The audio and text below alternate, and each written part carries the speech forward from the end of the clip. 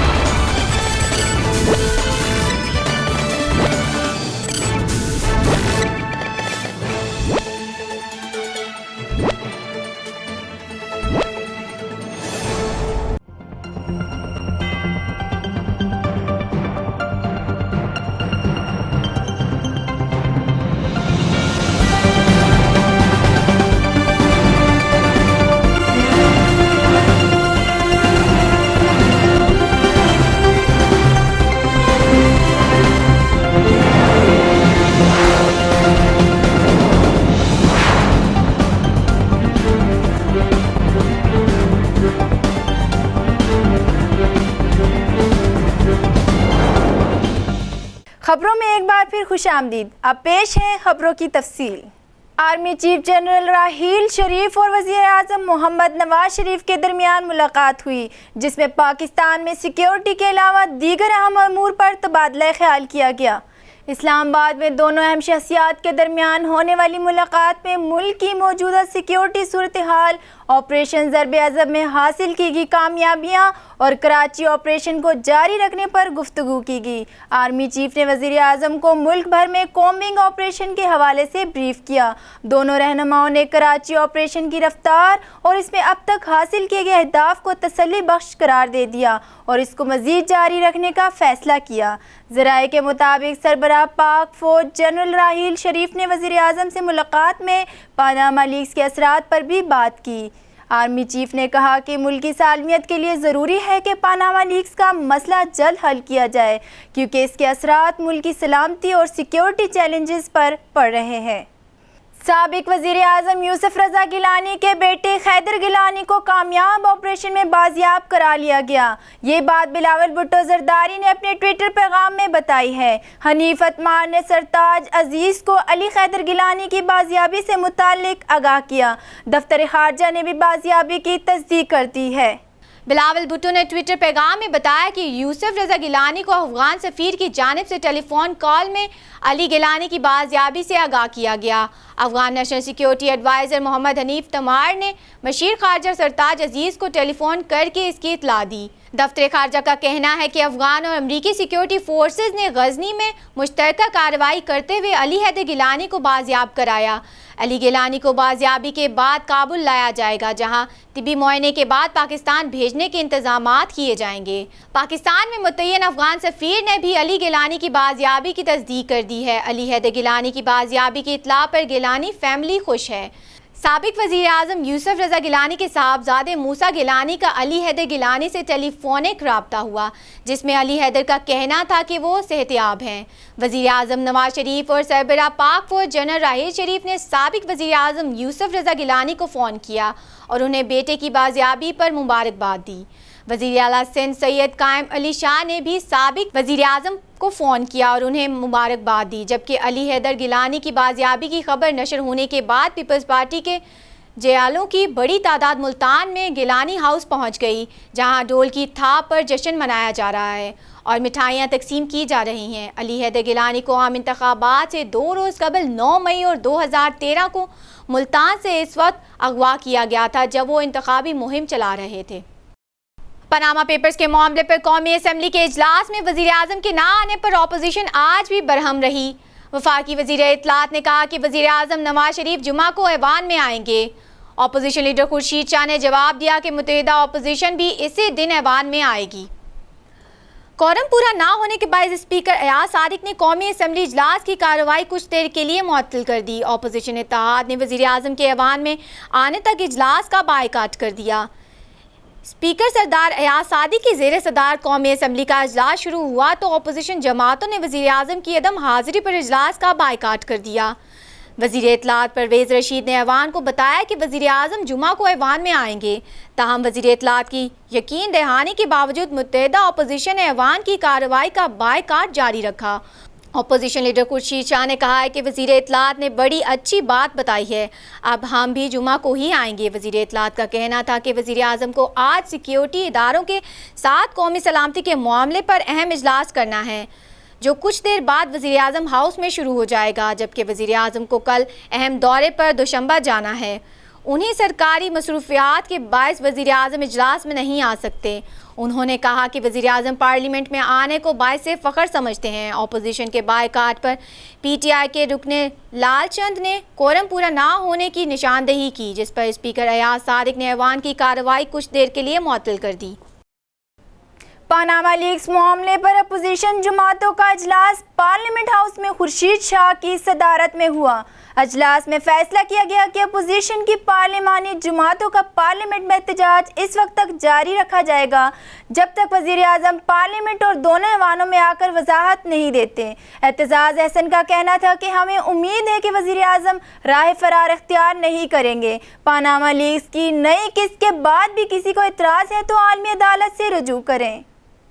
इस्लामाबाद में parliament house के बाहर मीडिया से बात करते हुए खुर्शीद शाह का कहना है कि हमने वज़ीर आज़म को मौका दिया है कि वो ऐवान में आएँ और पनामा पेपर्स में अपने ख़ानदान पर लगे इल्ज़ामात की वजाहत करें, जबकि अपोजिशन इनसे जंग नहीं जवाब चाहती है। खुर्शीद शाह का कहना था कि एक बार फिर पनामा लीक्स में पाकिस्तान के 250 अफराद के नाम आए हैं और वज़ीर आज़म अकेले नहीं जो इल्ज़ामात की जद में हैं। वज़ीर आज़म को मौका दिया है कि वो ऐवान में आए और पनामा पेपर्स में अपने ख़ानदान के नाम आने की वजाहत के अलावा 1985 से लेकर अब तक के अपने असासों की तफसीलात बताएं। अपोजिशन लीडर का कहना था कि तमाम मसाइल का हल पार्लियामेंट में मौजूद है और पनामा लीक्स के मामले पर अपोजिशन जंग नहीं चाहती, सिर्फ जवाब और पार्लियामेंट के जरिए मसले का हल चाहती है। इसलिए वज़ीर आज़म को ऐवान में आकर अपना नुक्ता नज़र वाज़िया करना चाहिए। खुर्शीद शाह ने ऐलान किया कि वज़ीर आज़म की कौमी असम्बली में अदम हाज़िरी तक अपोजिशन का बायकाट जारी रहेगा और अब नवाज शरीफ ऐवान में आएंगे तो ही अपोजिशन जमातें ऐवान में जाएंगी। अपोजिशन जमातों ने पनामा लीक्स के मामले पर कौमी असम्बली में वज़ीर आज़म से वजाहत के लिए सवालनामा तैयार करने का फैसला किया है। ज़राए के मुताबिक हुकूमत की जानिब से वज़ीर आज़म के ऐवान में जुमा को आने के ऐलान के बाद अपोजिशन जमातों ने पनामा लीक्स पर इनसे वजाहत के लिए सवालनामा तैयार करने का फैसला किया है, जबकि अपोजिशन जमातों का कहना है कि वज़ीर आज़म ऐवान को जवाब दे हैं। इसलिए पनामा लीक्स के मामले पर सिर्फ ऐवान में हाज़िरी काफ़ी नहीं बल्कि उन्हें अपोजिशन जमातों को मुतमईन करना होगा। तहरीक इंसाफ के रहनुमा जहांगीर तरीन ने पार्लियामेंट हाउस में सहाफ़ियों से गैर रस्मी गुफ्तगू करते हुए बताया कि अपोजिशन जमातों ने फैसला किया है कि वज़ीर आज़म की ऐवान में हाज़िरी से ही मुतमईन नहीं होंगे, बल्कि अपोजिशन जमातों ने पनामा लीक्स के मामले पर वज़ीर आज़म से सवालात की सूरत में वजाहत मांगने का फैसला किया है और मुशावरत से कल तक सवालनामा तैयार कर लिया जाएगा। उनका कहना था कि सवालनामे में वज़ीर आज़म से पूछा जाएगा कि इनके ख़ानदान की जानिब से पनामा मुंतकिल की गई रकम पर कितना टैक्स अदा किया गया और पनामा में कितनी सरमायाकारी की, पैसा कहां से आया और कैसे भिजवाया गया। ज़राए के मुताबिक अपोजिशन लीडर खुर्शीद शाह कल इस्लामाबाद में मौजूद नहीं होंगे, इसलिए तहरीक इंसाफ के सीनियर रहनुमा शाह महमूद कुरैशी कल ऐवान में ये सवालनामा पेश करेंगे। मुस्लिम लीग नून के रहनुमाओं ने अपोजिशन पर शदीद तनकीद करते हुए कहा है कि पनामा पेपर्स में पीटीआई, पीपल्स पार्टी, काफ लीग वालों के नाम भी है। जैसे जैसे इंकशाफात हो रहे हैं अपोजिशन रहनुमाओं की जान निकल रही है। हम ICIJ के खिलाफ कानूनी कार्रवाई भी कर रहे हैं। इस्लामाबाद में मुश्तरका न्यूज़ कॉन्फ्रेंस करते हुए मोहम्मद ज़ुबैर ने कहा कि सबसे ज़्यादा इल्ज़ामात वज़ीर आज़म और इनकी फैमिली पर लगे। पनामा पेपर्स में वज़ीर आज़म नवाज शरीफ का नाम ही नहीं। इनका मज़ीद कहना था कि दुनिया के किसी कानून में मुल्ज़िम के रिश्तेदारों पर मुकदमा नहीं चलता। मोहम्मद ज़ुबैर ने कहा कि वज़ीर आज़म फौरी तौर पर पनामा लीक्स की तहकीकात चाहते हैं। अपोजिशन ने तहकीकात के लिए नया एक्ट लाने का मुतालबा किया है। इल्ज़ामात के बजाय मामला अदालत पर छोड़ दिया जाए। एहतजाज या इमरान की ख्वाहिशात पर नया कानून नहीं बनेगा। रुकन कौमी असम्बली दानियाल अजीज़ ने कहा, पिछले चंद रोज़ से यू टर्न का नया ट्रेंड सामने आ रहा है। पनामा लीक्स के सामने वज़ीर आज़म ने अपने आप को एहतसाब के लिए पेश किया, जबकि पनामा लीक्स के बाद हर जमात का अपना अपना मौक़िफ़ सामने आया। बहस की जा रही है कि एहतसाब में किसको छोड़ना और किसके खिलाफ करना है। दानियाल अजीज़ ने कहा, PTI, पीपल्स पार्टी और काफ लीग का क्या पनामा में नाम नहीं है? वज़ीर आज़म पर इल्ज़ाम लगा रहे हैं कि इनका नाम है, वही TORs बनाएंगे। वज़ीर आज़म का बराह रास्त नाम नहीं है। उन्होंने कहा कि ICIJ ने थूक कर चाटा है, इसके खिलाफ कानूनी चाराजोई करेंगे। मेरे ख़त पर ICIJ ने वज़ीर आज़म का नाम निकाला, मुझे वजाहत भेजी और ICIJ ने कहा माफ़ी नहीं मांगी। दानियाल अजीज़ ने मुस्लिम लीग काफ के रहनुमाओं पर तनकीद करते हुए कहा कि NRO भी दोनों भाइयों के लिए बना था। ICIJ की वेबसाइट पर मोने सिलाई फर्स्ट आया है। कहते हैं चौधरी तगड़े हो जाओ, तुम्हारा नंबर पहले आ गया है। जहांगीर तरीन अब्दुल अलीम खान का नाम बराह रास्त है और अब्दुल अलीम खान को अब प्रॉपर्टी वापस लाने का ख्याल आ रहा है। पनामा पेपर्स की दूसरी किस्त में मजीद 2 लाख ऑफशोर कंपनियों की तफसीलात मौजूद है, जबकि 400 पाकिस्तानी 259 कंपनियों के मालिक निकले हैं। पनामा लीक्स की दूसरी किस्त आने के बाद हुकूमत और अपोजिशन जमातों की क्या हिकमत अमली होगी, इस हवाले से रसाई न्यूज़ के नुमाइंदे अमजद हुसैन ने अरकान पार्लियामेंट से बातचीत की है। आइए देखते हैं। पनामा लीक्स की पहली किस्त आने के बाद अपोजिशन अरकान पार्लियामेंट का मौक़िफ़ है कि चीफ़ जस्टिस साहब पाकिस्तान का सो मोटो एक्शन ना लेना और मामले की सही लेवल पे तहकीकात ना करना बहुत सारे सवालात को जन्म लेता है और दूसरी किस्त आने के बाद देखते हैं कि अरकान पार्लियामेंट इस बारे में क्या मौक़िफ़ इख्तियार करते हैं।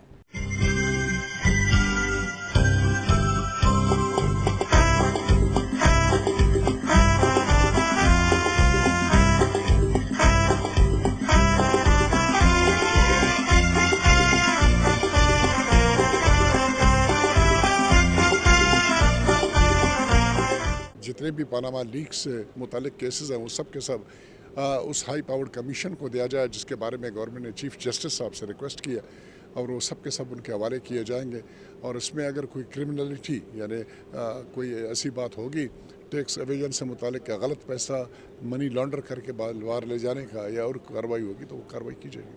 कि जो डिनाइल्स आ रहे थे कई मेंबर्स के, नवाज शरीफ की फैमिली के, वो डिनाइल्स गलत थे, क्योंकि जो ट्रस्टी क्लेम करते थे वो अब ओनर बन गए हैं। तो मैं समझती हूँ जैसे जैसे और किस्तें भी आएंगी पैनामा लीक्स की, और ज़्यादा बातें वाज़े हो जाएंगी। और हम समझते हैं जो हमारा मौक़िफ़ है ऑपोजिशन, कंबाइंड ऑपोजिशन का, वो बिल्कुल दुरुस्त है और हम इस पे कायम हैं। दूसरी किस्त जो आई है ये तो बड़ी बोरिंग है। जो पहली किस्त थी उसी में ही सर फहरिस्त अभी जैसे पीएम साहब का नाम, सॉरी उनके बच्चों का नाम है।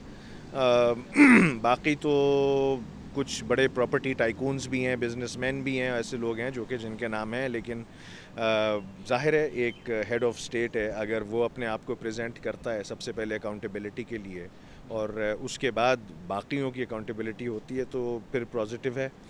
प्राइम मिनिस्टर साहब को पहले ये जो 3 दफ़ा उन्होंने कौम से ख़िताब किए और उसमें एक से दूसरे को अपनी ही बात को निगेट किया, इसी सीधा पार्लियामेंट में आते यहाँ पे जो सवाल थे हमारे, उन सवालों के जवाब देते और फिर इतना ज़्यादा इशू भी नहीं होता और आज ये प्रोसेस चल चुका होता जिसमें जो भी इसमें इन्वॉल्व है उसकी इन्वेस्टिगेशन शुरू हो जाती।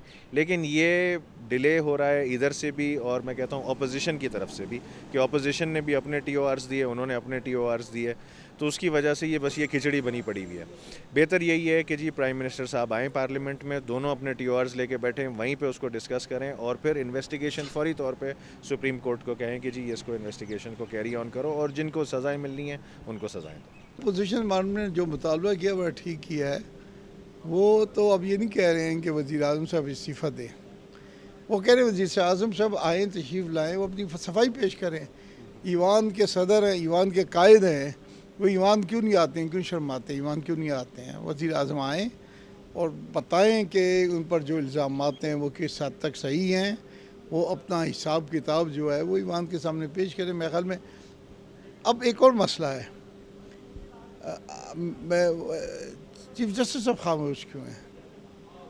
चीफ जस्टिस साहब को हुकूमत ने एक ख़त लिखा है और अपनी मर्ज़ी के टर्म ऑफ रेफरेंस दिए हैं।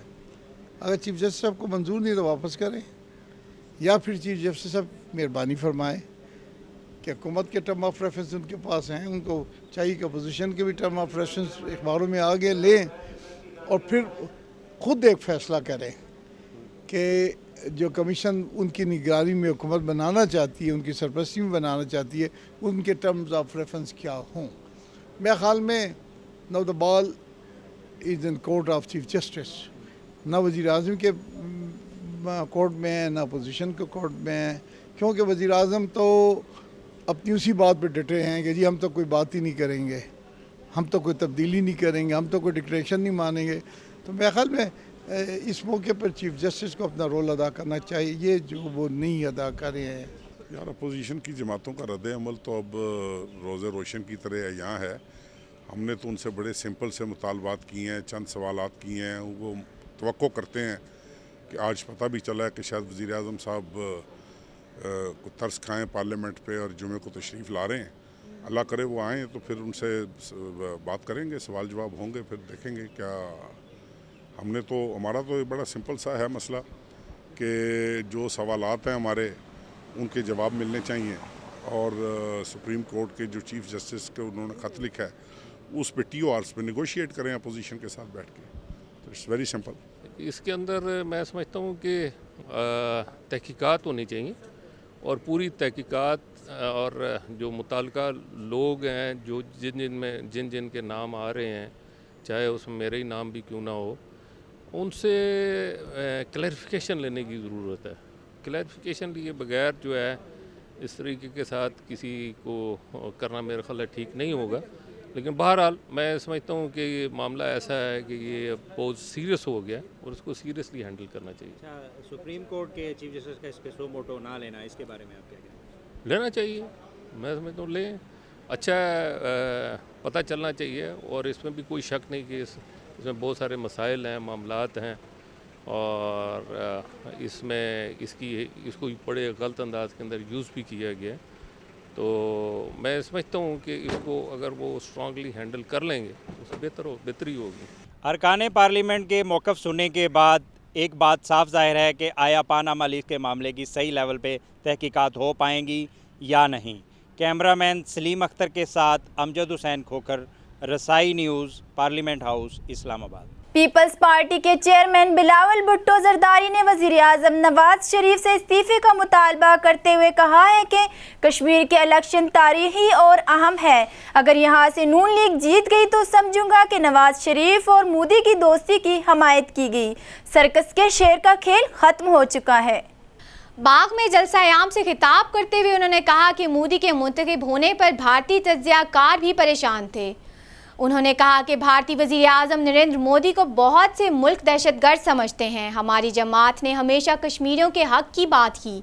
उन्होंने कहा कि हुक्मरानों ने तहरीक आज़ादी कश्मीर को मजाक बना दिया है। नवाज शरीफ ने अपनी सालगिरह का केक मोदी के हाथों कटवा लिया। उन्हें ये क्यों याद नहीं कि मोदी के दौर में मकबूजा कश्मीर में जुल्म और सितम अपने अरूज पर था।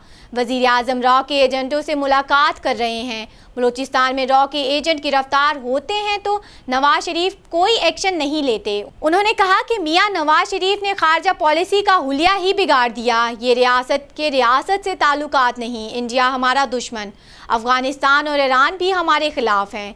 कश्मीरी भाइयों, ये इलेक्शन आपकी इज़्ज़त और कश्मीर के मुस्तकबिल का सवाल है।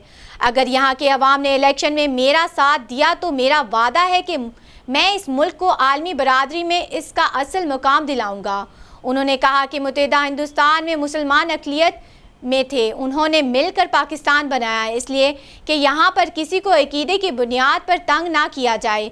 हमारा दीन भी अक़लियतों के तहफ़्फ़ुज़ का दर्स देता है। अमीर जमात इस्लामी सिराजुल हक का कहना है कि पानामा लीक्स पर कार्रवाई में ताख़ीर पाकिस्तान से बेवफाई है। इस्लामाबाद में पार्लियामेंट हाउस के बाहर मीडिया से बातचीत करते हुए अमीर जमात इस्लामी सिराजुल हक का कहना था कि पानामा लीक्स पाकिस्तान की इज्जत का मसला है, जबकि मामले की तहकीकात में सुस्ती मुल्क से बेवफाई है। बांग्लादेश में जमात इस्लामी के अमीर मतीउर रहमान के मसले पर उनका कहना था कि हमारी हुकूमत ने मुजरिमाना खामोशी इख्तियार कर रखी है, जबकि पाकिस्तान को इस मामले को आलमी फोरम पर उठाना चाहिए। ताहम मामले पर फौरी आवाज़ ना उठाई गई तो डर है कि मतीउर रहमान को फांसी दे दी जाएगी। सिराजुल हक का कहना था कि मतीउर रहमान और दीगर रहनुमाओं का कसूर ये था कि उन्होंने पाक फ़ौज और पाकिस्तान का साथ दिया। उनका कहना था कि वज़ीर आज़म और तमाम वज़रा इस मामले पर अपनी जिम्मेदारी पूरी करें। पनामा पेपर्स की दूसरी किस्त जारी कर दी गई है, जिसमें मजीद 2 लाख ऑफशोर कंपनियों की तफसीलात मौजूद हैं, जबकि 400 पाकिस्तानी 259 कंपनियों के मालिक निकले।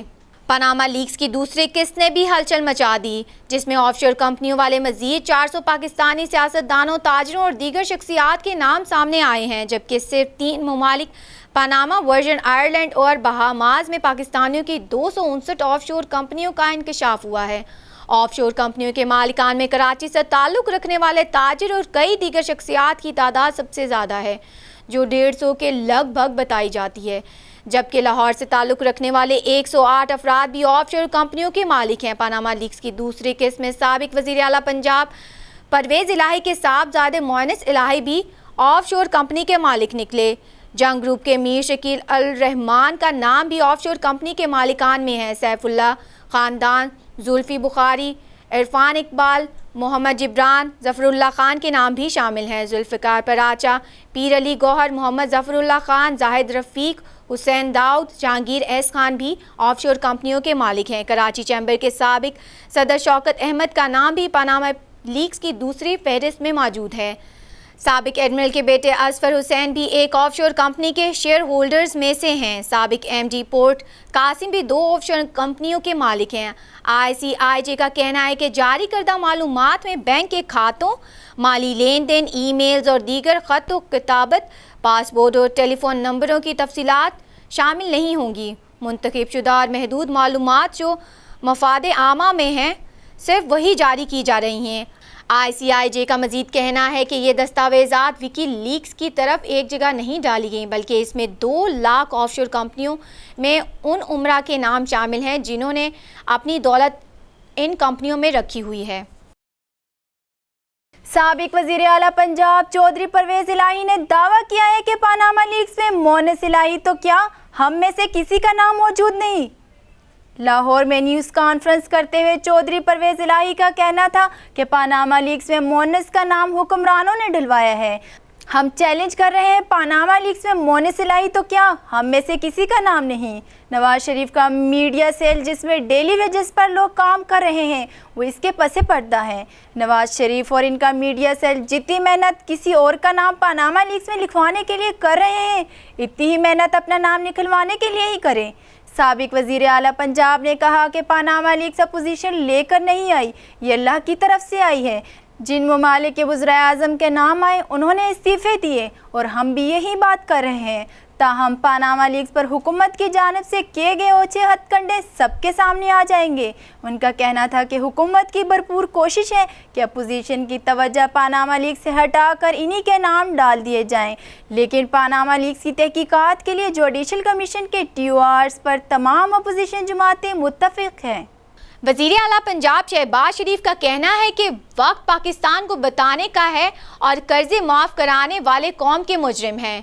लाहौर में तकरीब से खिताब करते हुए शहबाज शरीफ का कहना था कि मुल्क इस वक्त किसी भी तौर पर मनफी सियासत का मुतहम्मिल नहीं हो सकता। मुख्तलिफ बुनियादों पर कर्जे माफ़ करवाने वाले कौम के मुजरिम हैं, जबकि अरबों रुपए के कर्जे माफ़ करवाने वालों को इंसाफ के कटहरे में लाने का वक्त आ गया है।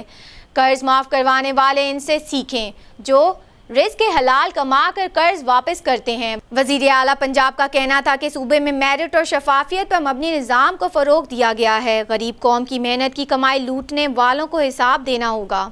कोयटा में सरियाब रोड पर यूनिवर्सिटी के करीब धमाका हुआ, जिसके नतीजे में 2 पुलिस एहलकार शहीद और मुतअद्दिद अफराद जख्मी हो गए हैं।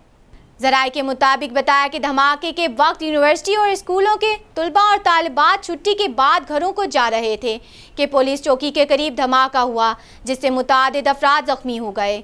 धमाके के बाद जाए हादसा पर भगदड़ मच गई और लोग जान बचाने के लिए दीवाना वार भाग खड़े हुए। धमाके के बाद करीबी सड़कों पर बदतरीन ट्रैफिक जाम हो गया और शहरियों को आमदोरफ्त के सिलसिले में शदीद मुश्किलात का सामना करना पड़ा। धमाके की इत्तला मिलते ही रेस्क्यू बम डिस्पोजल स्क्वाड और पुलिस एहलकार मौका पर पहुंच गए और जख्मियों को अस्पताल मुंतकिल किया। बम डिस्पोजल स्क्वाड ने जाए हादसा पर पहुंचकर इमदादी कार्रवाइयां की और शवाहिद इकट्ठे शुरू कर दिए। बताया गया कि धमाके के वक्त बसें तुलबा को लेकर बाहर जा रही थी कि इसी दौरान जोरदार धमाका हो गया। ज़राए का कहना था कि धमाका इतनी शिद्दत नौयत का था कि इसकी आवाज़ 4 किलोमीटर दूर तक सुनी गई। धमाके के बाद इलाके के तमाम अस्पतालों में इमरजेंसी नाफिज कर दी गई और छुट्टी पर गए तमाम डॉक्टर्स को अस्पताल तलब कर लिया गया। सुप्रीम कोर्ट ने फौजी अदालत से सजाए मौत पाने वाले 3 मुजरिमों की सजाओं पर अमल दरामद मुअत्तल कर दिया है। सुप्रीम कोर्ट में जस्टिस मीर हानी मुस्लिम की सरबराही में 3 रुकनी बेंच ने फौजी अदालतों से सजा पाने वालों की जानिब से दायर दरख्वास्त पर समाअत की। समाअत के दौरान फौजी अदालतों से सजा पाने वाले मुजरिमों के वकील ने मौक़िफ़ इख्तियार किया कि इनके मौक्किलों को ट्रायल का मौका नहीं दिया गया और ना ही उन्हें वकील मुहैया किया गया और उन्हें इल्ज़ामात से भी आगाह नहीं किया गया। दरख्वास्त में मौक़िफ़ इख्तियार किया गया कि तीनों मुलजिमान के अहल खाना को ख़त भिजवाया गया कि उन्हें सज़ाए मौत दी जा रही है और मुलाकात के लिए बुलाया गया। इसी खत को बुनियाद बनाते हुए सुप्रीम कोर्ट में अपील दायर की गई थी। अदालत ने तीनों मुजरिमान फतेह खान, फजल गफ़ार और ताज गुल की सज़ाए मौत पर अमल दरामद रोकने के अहकामात जारी करते हुए अटार्नी जनरल और दीगर फ़रीक़ैन को नोटिस जारी कर दिए, जबकि मुकदमे का रिकॉर्ड तलब करके समाअत गैर मुअय्यना मुद्दत के लिए मुलतवी कर दी गई है। वफाकी दारुल हुकूमत के शहरियों के लिए पीने के साफ पानी की फराहमी को बेहतर बनाने के लिए वर्कशॉप का इनेकाद किया गया, जिसमें इस्लामाबाद म्यूनसिपल कॉरपोरेशन के मेयर शेख अंसर अजीज समेत तमाम यूसीज के चेयरमैन ने शिरकत की है। इस हवाले से देखते हैं रसाई न्यूज़ के नुमाइंदे उमर भरनी की रिपोर्ट। पीने का साफ पानी हर इंसान की बुनियादी ज़रूरत है, लेकिन बदकिस्मती से इस्लामाबाद के रिहायशियों को ये सहूलत मैसर नहीं। इसी हवाले से इस्लामाबाद में वर्कशॉप का इनेकाद किया गया, जिसमें इस्लामाबाद के मेयर शेख अंसर अजीज़ ने बतौर मेहमान ख़ुसूसी शिरकत की। वर्कशॉप में पीने के साफ पानी की फराहमी को बेहतर बनाने के लिए तजावीज़ पेश की गईं। जितनी भी तकलीफात हैं, जितने भी मसले मसाइल हैं और जो हमारे ऊपर प्रेशर आ रहा है वो सारा अपने साथ बता सकते हैं। वर्कशॉप के दौरान quality control manager PCRWR doctor Fauzia Altaf की जानिब से पानी के मेयार को मज़ीद बेहतर बनाने के हवाले से प्रेजेंटेशन दी गई, जिसमें बैनुल अक़वामी सतह पर इस्तेमाल होने वाले SOPs पर रोशनी डाली गई। मिशन क्या है कि हमारा मिशन ये है कि हमारे पानी के अंदर क्या जो चीज़ है to protect the health of people. मेरे ख्याल में हमारा मिशन ये है कि हम अपने लोगों की जो सेहत है उसको कैसे प्रोटेक्ट कर सकते हैं by providing them safe drinking water, जिसमें कोई भी कंटामिनेंट जो है वो शामिल ना हो। बेसिकली जो मैंने प्रेजेंटेशन दी थी वो थी वाटर क्वालिटी जो गाइडलाइंस हैं और स्टैंडर्ड्स हैं, और सबसे पहले लोगों में ये बताना चाह रहे थे कि वाटर क्वालिटी बेसिकली होती क्या है, कि आप जो पानी इस्तेमाल कर रहे हैं वो आपके पीने के लिए सेफ़ है या अनसेफ़ है। तो वो जो चीज़ है वो हम टेस्ट करवा के उसके बाद ही हम ये चीज़ कंफर्म कर सकते हैं कि हमारा जो पानी है वो सेफ़ या अनसेफ़ है। लेकिन जब हम कहीं से उसको टेस्ट करवा लेते हैं तो किसी लेबॉर्ट्री से या किसी भी उससे, तो उसके लिए आपके पास स्टैंडर्ड्स होने चाहिए और गाइडलाइंस होनी चाहिए कि आपका जो पानी है इसमें जो केमिकल्स हैं, जो एलिमेंट्स हैं, वो आपकी हेल्थ के लिए कोई रिस्क या वो काज तो नहीं कर रहे। तो उसके लिए WHO जो वर्ल्ड हेल्थ ऑर्गेनाइजेशन है उसने एक गाइडलाइन वैल्यू दी हुई है, और जब लैब्स उसको चेक करती हैं तो आपका जो पानी है उसको विदन उस लिमिट्स जो है वो आना चाहिए। तो बेसिकली ये कंसर्न था कि जब आपको पानी मिल जाए तो ऑफ कोर्स हमें उसकी जो वाटर क्वालिटी है वो टेस्ट करवानी चाहिए।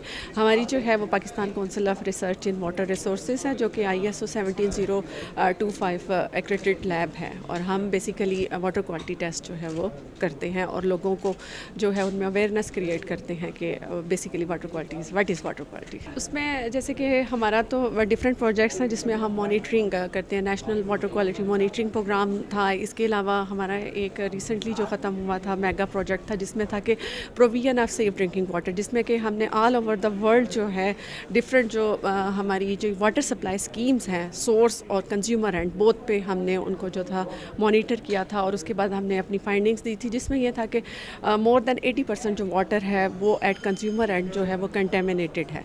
तो इसकी जो मेन रीज़न वो ये है कि हमारे यहाँ का जो इंफ्रास्ट्रक्चर इस टाइप का है कि बोथ हमारी जो सीवरेज और जो ड्रिंकिंग वाटर लाइन्स हैं वो साइड बाई साइड जो हैं वो जाती हैं, और उसकी वजह से उनकी इंटरमिक्सिंग जो है वो मेन रीज़न है। और इसके अलावा वो बहुत ज़्यादा मतलब ओल्ड हो चुकी हैं जो पाइपलाइंस हैं, और उनकी जो रिप्लेसमेंट और उसकी ज़रूरत है। इसके अलावा जो अल्टरनेटिव या न्यू आप कह सकते हैं कि रिसोर्सेज जो हैं उनको करना चाहिए इसमें।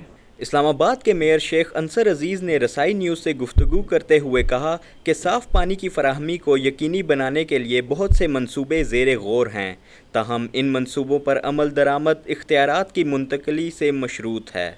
लोगों में अवेयरनेस आए कि पहली बात तो ये कि लोगों को पानी अवेलेबल ही नहीं है, लेकिन ये कि जो अवेलेबल है पानी उसको ज़ाया ना करें, उसको प्रॉपर्ली यूज़ करें, और कैसे उसको जो है वो लोगों में हम अवेयरनेस पैदा करें। और अपने जो हमारे चेयरमैन हैं हमने उनकी इसीलिए वर्कशॉप बुलाई थी ताकि उनको पता चले कि वो जाके अपने लोगों को बताएं कि जी उन्होंने पानी कैसे इस्तेमाल करें। उसके लिए ऑलरेडी जितने फिल्ट्रेशन प्लांट्स ख़राब थे उनको हमने चालू करवाया, और जितने आउटडेटेड थे उन सब के फिल्ट्रेशन जो फ़िल्टर्स थे वो हमने चेंज करवाए हैं।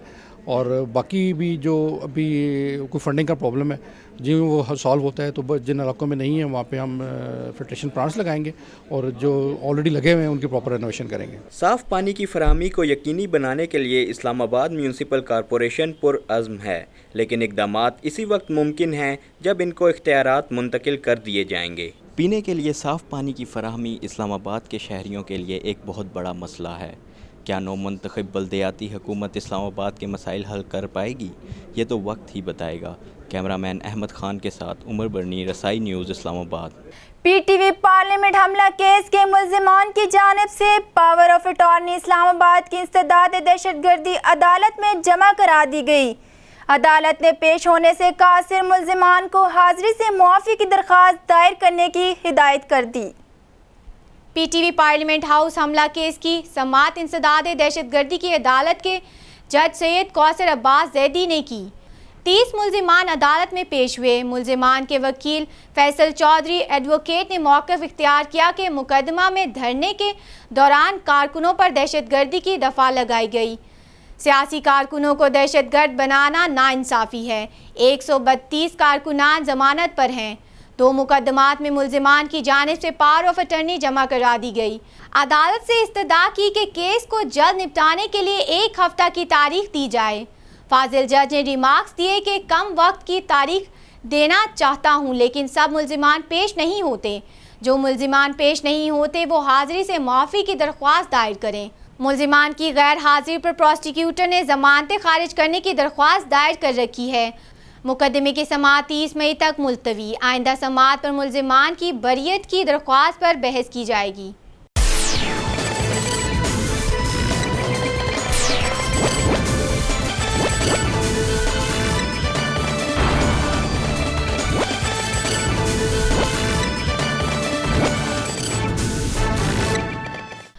ब्राज़ील के सेनेट के सदर का कहना है कि सदर डेल्मा रोसेफ के खिलाफ मुआखजे की कार्रवाई शेड्यूल के मुताबिक शुरू होगी। ब्राज़ील के सेनेट सदर डेल्मा रोसेफ के खिलाफ मुआखजे की कार्रवाई रोकने के लिए ऐवान ज़ीरे के कायम मुकाम स्पीकर वालिद के फैसले को मुस्तरद कर दिया। इनका कहना है कि जमहूरियत के साथ इस तरह का खेल कबूल किया गया तो इसका मतलब होगा कि मुआखजे के अमल को रोकने में ज़ाती तौर पर मुलव्वस है। सेनेट में सदर डेल्मा रोसेफ के खिलाफ ट्रायल करने या ना करने से मुतल्लिक कार्रवाई शेड्यूल के मुताबिक होगी।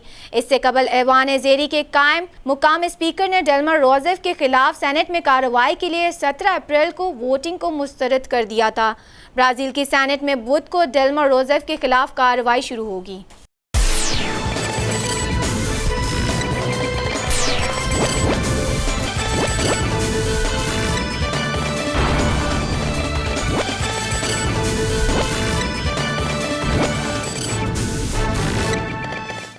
अदाकारा श्रद्धा कपूर का कहना है कि वो बॉलीवुड नगरी के मायानाज हिदायतकार संजय लीला बंसाली के साथ काम करना चाहती है, जो इनका एक ख्वाब है।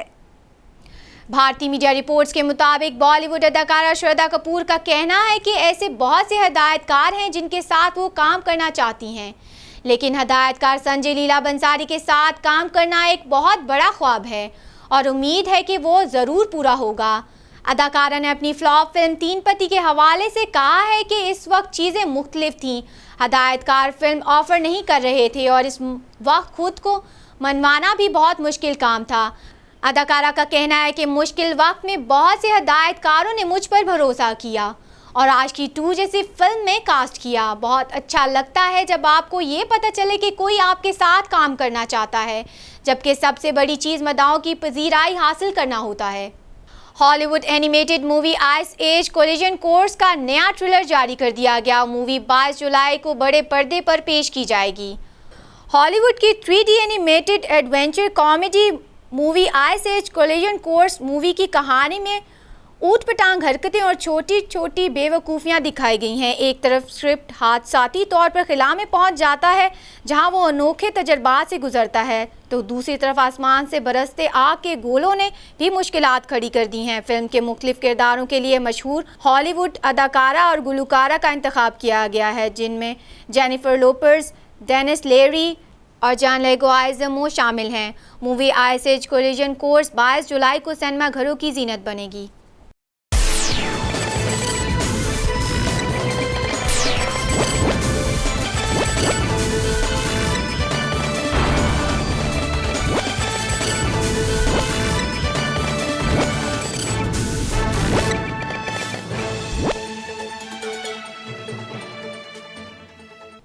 पीसीबी का सेंट्रल कॉन्ट्रैक्ट रखने वाले खिलाड़ियों के फिटनेस टेस्ट में T20 टीम के कप्तान सरफराज अहमद समेत मुतअद्दिद खिलाड़ी फिटनेस मेयार तक ना पहुंच सके।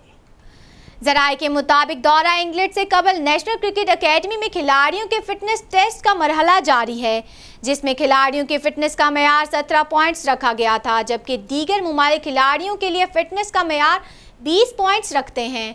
पीसीबी की जानिब से फिटनेस मेयार में नरमी बरतने के बावजूद टी20 टीम के कप्तान सरफराज अहमद समेत उमर अकमल, सईद अजमल, ज़ुहैब मकसूद और जुल्फ़िकार बाबर फिटनेस मेयार पर पूरा ना उतर सके।